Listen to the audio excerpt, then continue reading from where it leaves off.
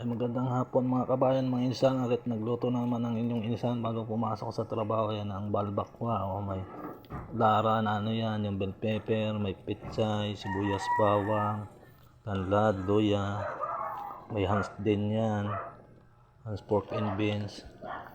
Ayan o, tsaka dinurog na bawang.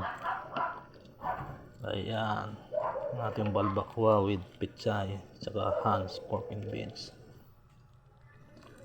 Kompleto ricado na yan, may paminta, may konting suka, asin, ayan o, beef cube, at saka yung isa, star anise. O ayan, talagang mabangong mabango. Napakasarap sa kanin to mga insan. Balbakwa, balat ng baka, ayan o, balat ng baka.